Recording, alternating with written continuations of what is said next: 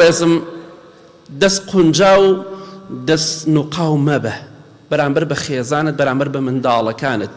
کوردوەتەنی گونک بژێر مەبە، گونک بژێر مەبە. ئەوە چیتان خوارد؟ ئەوە چیتان کڕی؟ ئەوە شتانە کڕین چی بەسەراهات؟ ئەوەندە پرسیار مەکە. خواردت ڕۆژانە دووژەم سێژەم نانەخۆی، ئەی چی لێ هات؟ خۆ توش بە لۆریشتت نەکڕیوە، شتێکی کەمت کڕیوە چی بەسەرات خوورا و تەواو کۆتایی پێ هات. گونک بژێر مەبە.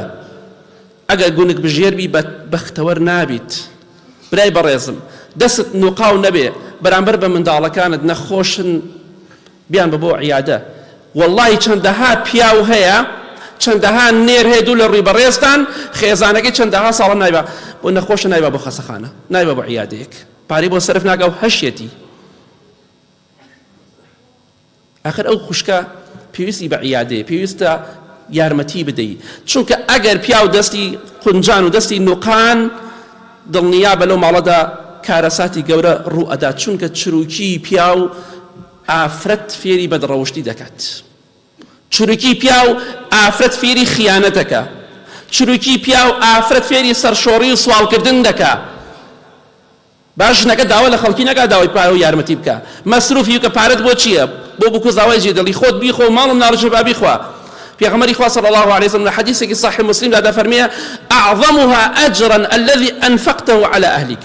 گەورەترین خێر و سەدەقە کە ئەنجامی بدەی ئەوەیە بیدەیتە ماڵ و مناڵەکەی خۆت. بۆیە گونک بژێر مەبە، ڕەزیل مەبە، چروک مەبە، چونکە ئەوە هۆکارێکە بۆی ئەو عائیلەیە تێک بچێت. هەروەکو چۆن ئەگەر لێبردن نەبوو ژیان لە ماڵەکە دەبێتە دۆزەخ، ئەگەر ئەو پیاوەش مەسروفی ماڵ و مناڵی خۆی نەکرد لە کاتێکا لە توانایدا هەیە ئەوەی کە لە توانەتدا هەیە لە مادی و لە دارایی بۆ ماڵ و مناڵی خۆتی بکە، چونکە خێزانە تازە چاوی لە دەستی دایک و باوکو براو کە سوکاری نەماوە، لە ڕووی نایە بڵێ باوە هەندێ پارەم بەرێ، براکەم هەندێ پارەم بەرێ، خوشکەکەم هەندێ پارەم بەرێ، ئەگەر تۆ ناچاری نەکەی. بۆیە چاوی لە دەستی تۆیە یارمەتی بدەی، مناڵەکانیش بە هەمان شێوە. بۆیە دەست نوقاو مەبە. پرسیارە لە پێغەمبەری خوا کە صلی الله علیه وسلم فڵان کەس پیاوێکی ئاوایە و ئاوایە و ئاوایە، ناوی کەسێکیان برد، بەڵێ وتیان بەس یەک عیبی تایە، پیاوێکی دەمسپی، پیاوێکی معقوڵ، بەس ڕەزیلە، چروکە.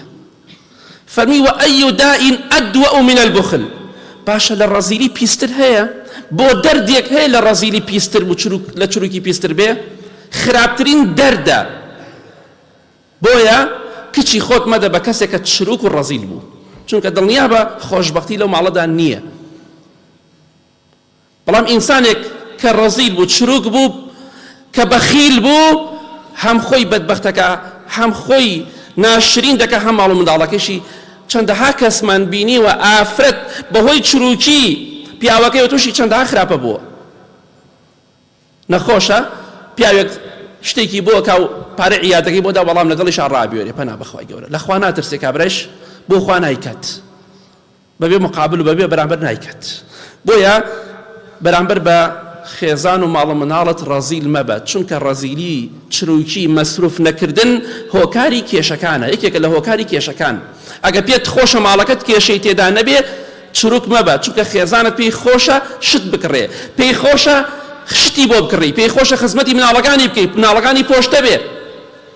بەڵام کاتێ سێرێکە مناڵەکانی جلەکانی زۆر ناشرینە و توانای شت هەیە، بێگومان ئەو خێزانە تووڕە ئەبێ و کێشە دروستە بێ لە نێوان خۆتان و خێزانەکانتانە. بۆی ئاگاداری خۆتان من چروک مەبن، بە پێی توانای یارمەتی